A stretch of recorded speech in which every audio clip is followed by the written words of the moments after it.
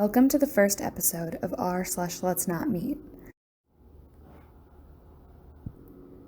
Driving on empty rural roads at night when I was a teenager.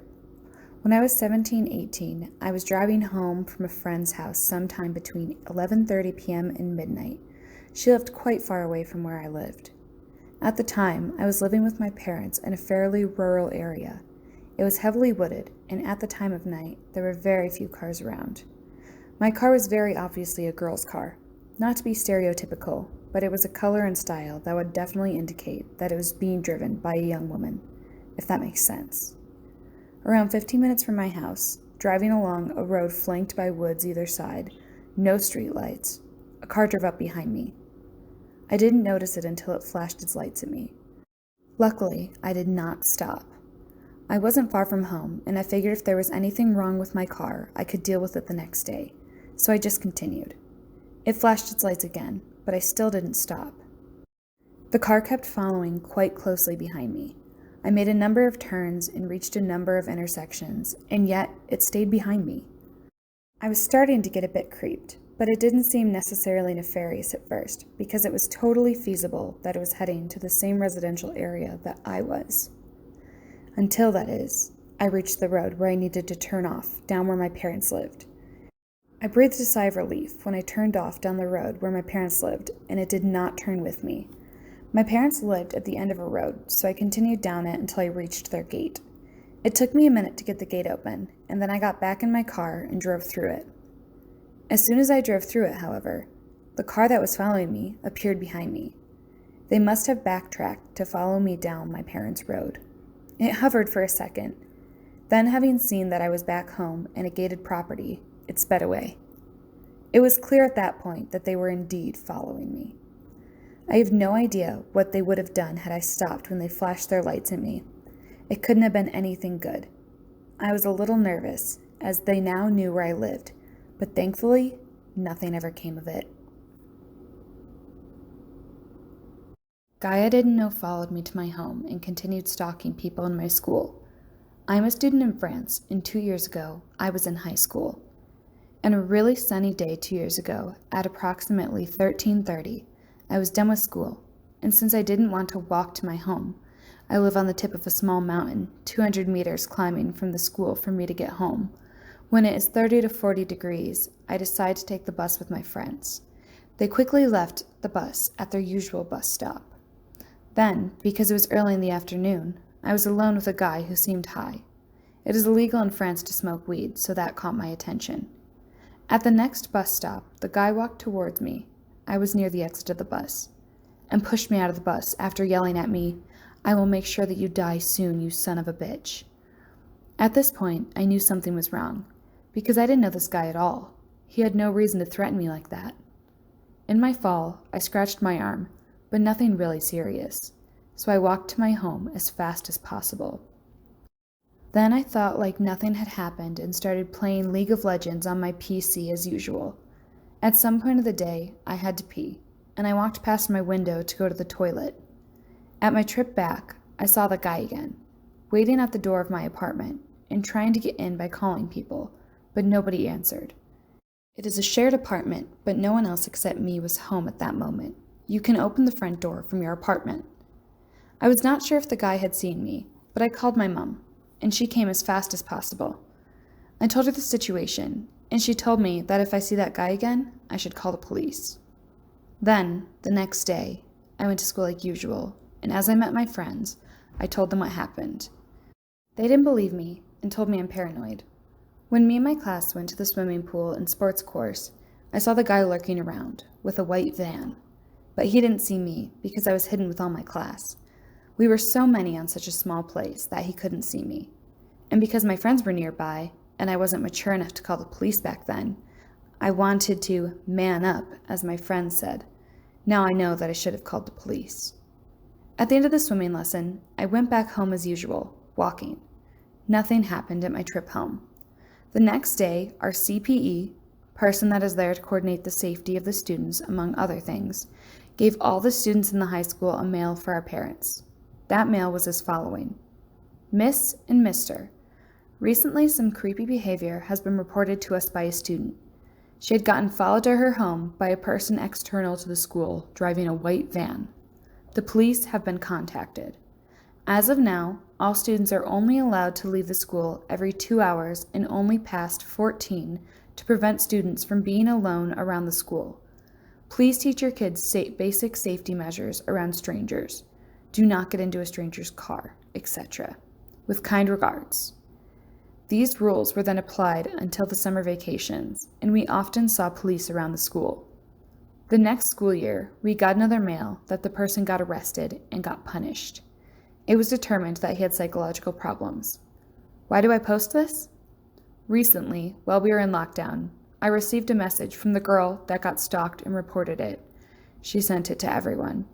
That she saw the guy around her house, waiting for her to get out, and that we should be careful. A few days after, 7 hours from posting this, as I woke up and wanted to go to the toilet, I saw a silhouette lurking at the corner, but I didn't see the person. I am 99% that it was the same person, but I can't prove it. I will update if something happens from now on. My translations aren't perfect. Sorry for that. You've got mail.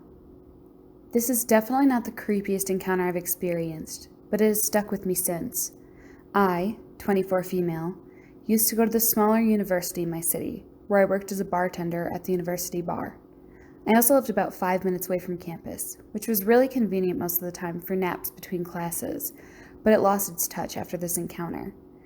I usually worked day shifts on days when I didn't have any classes, and my best friend, Dan, 23 male, also worked there with me. We were really close, so he would hang out during my shift before relieving me most nights.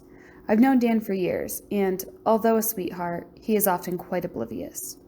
One day, while Dan was sitting at the bar, entertaining me during my shift, a guy sat next to him. The guy seemed normal, around my age, and wasn't bad looking either. He had blonde, disheveled hair, and pretty sculpted muscles. He also clearly come from a construction site, because he had work boots and a hard helmet hanging from his belt. This wasn't unusual, because we did have a lot of construction near us, and most construction workers in the area were also students at the university. I struck up a conversation with him, going through all of the customer service chit-chat that I was used to saying. When I was busy with another customer, he turned to Dan and started chatting with him, and they seemed to get on quite well. However, I could tell every now and again that the guy kept sneaking glances at me, which was flattering the first couple of times, and not uncommon as a female bartender. But the longer he did it, I realized there was something about him that was off when he looked at me. Rather than flirtatious, it was like he was watching me. Watching exactly what I was doing, where I was going, how I walked, how I greeted people. It was like he was surveying me, sizing me up even. This really set me off for obvious reasons, but also because I've dated a couple of abusive, controlling guys in the past, and the behavior seemed all too familiar. This was when he started to lure me in on him and Dan's conversation. He asked if we knew each other. Obvious answer, yes. We had been joking with each other when he arrived. He then asked how we met and kept asking personal questions about the two of us. I already saw his ramp up coming a mile away before he even asked if we were dating. Dan laughed, because we get this all the time. We're really close and very comfortable with each other platonically. Dan, being his oblivious self, said no, and that he was dating his girlfriend, whom I adore, but that I was single. I immediately saw a shift in demeanor from the guy, who then turned to me to smile. Although a pretty ordinary response, it sent chills down my spine. Many people would just think he was happy to be able to flirt with me freely, but the look in his eyes was telling. He was pleased because he wanted me to himself. Now, to take a step back, I know that seems like a slight overreaction, but trust me, I know that type of look, and it was frightening as all hell.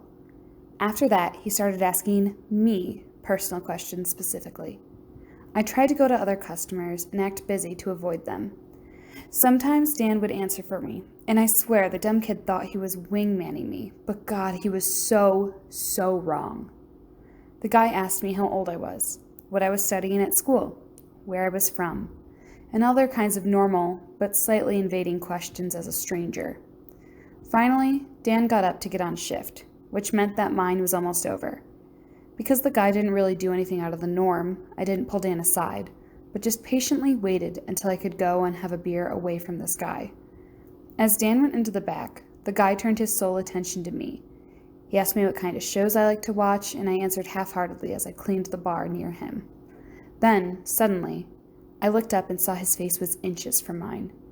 He had leaned up onto the bar, and I could literally smell him. That's how close he was. He then asked me if I lived alone. I did, at the time, but there was no way in hell I was telling this creep that. So I gulped, shook my head, and said I lived with 2 roommates. Adding 2 bodies would deter him. He leaned back down in his seat and hummed. I saw a gleam in his eye that left me convinced he knew I was lying. At this point, I was shaking, which is really frustrating and unusual for me because I often keep up a rather stoic appearance when it comes to creeps. He seemed to notice and smiled. Then, with a nod, he got up and put on his jacket. "See you later, Gemma." And then he left, just in time for Dan to come back out from the back, the bastard. Dan saw immediately how shaken I was and asked what was wrong. I could barely respond because the thing is, I never introduced myself to the guy. I'd forgotten to. And no one around had said my name. I know because I asked Dan if anyone had. But the guy knew my name. Unfortunately, that's not the end of the story. After that encounter, I was on high alert for about 4 days. Then I got busy with studying and life stuff, and it went to the back of my mind. But not for long. Suddenly, I started seeing the guy everywhere. In the hallways, near my classes, and at the bar. Coincidence turned into obvious intent, and I was freaked out. My university was small, and there was very little for me to do to avoid him. My biggest worry was that he had seen the way I walk home, so I started asking people to drive me, even though I lived 5 minutes away. None of my friends minded because they're very solid, which I'm very thankful for. After about 3 weeks of this, I had started to tell my friends, who then started a sort of barrier around me. I was never alone outside of class, and I was always taken home by someone. I started to feel safer, and I had some other shit to deal with, so the guy sort of left my mind for a bit again. During that time, I bought a pair of old school yellow Vans because I am a huge fan of retail therapy when I'm depressed and or anxious. About 4 days later, I got the notice saying that they were out for delivery, and I was pretty excited. I usually don't buzz delivery guys into my building and often just let them leave a notice so I can pick the package up. But I decided to buzz the guy in this one time, immediate gratification or whatever. Anyway, I had work late and was dropped off home by a friend around 10 p.m. I was exhausted but still stoked to get my Vans and have a very small positive in my life. When I rounded the corner to my door, the package wasn't waiting for me. This was weird because they always bring the box to your door when it's a private courier, if they're buzzed into the building. I shrugged it off, thinking maybe the delivery guy hadn't found my door number or maybe delivered it to the wrong apartment. I unlocked my door, which seemed to stick little, which was weird, but I shrugged that off too. But when I opened my door, something immediately felt off. Nothing was out of place, but it felt like it. I cautiously stepped into my apartment, gripping my keys between my fingers. My other hand was holding my phone tight, just on the verge of pressing down my emergency call button. That's when I turned to the one thing that wasn't there when I left that morning, my package. It was sitting on my kitchen counter with a note next to it. I started to panic and raced through the apartment, wielding my keys like a pair of claws. My apartment was small, so it was rather easy to sweep it. No one was there. Just me, my Vans, and the note. Going into survivor mode, I slammed my door, locked and bolted it, and stuck a chair under the handle for good measure. I checked every window to make sure they were locked, and that my patio door was as well, which was a sliding glass door. That's when I found the second thing out of place. The security bar I stick behind my patio door was under my couch, where you would have had to have been crawling to find it. It was most definitely stuck behind my patio door when I left that morning. As you can imagine, this freaked me out even more, but I was just glad the bar wasn't broken. I placed it back as tight as possible, and then went straight towards my kitchen counter, where the bastard had left me my present. The package was open, and my first thought was, hey, that's illegal. But I reminded myself that the guy had literally just broken into my home. The shoes were intact, basically untouched. Next to the box was a handwritten note on one of the sticky pads from my desk in the other room. It read, "Small apartment for 3 people.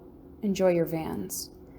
Now, I'd like to tell you that I called the police and that I got everything sorted out, but that's not how the story ends. In fact, all I did was cry the whole night and have around 5 panic attacks. The police can't really do much when the guy hasn't done anything malicious, and there was no way for me to trace all of this back to one guy I didn't even know and haven't seen since. However, the school term ended right after this, and I didn't have to go back to campus until September. I also immediately moved in with my 2 sisters and brother-in-law, so he had very little ways to bother me after that. But for the love of God, creepy stalker guy, let's never meet again. I hope you enjoyed this video, and if you like content like this, please give me a thumbs up and let me know in the comments. Have a great day. Bye.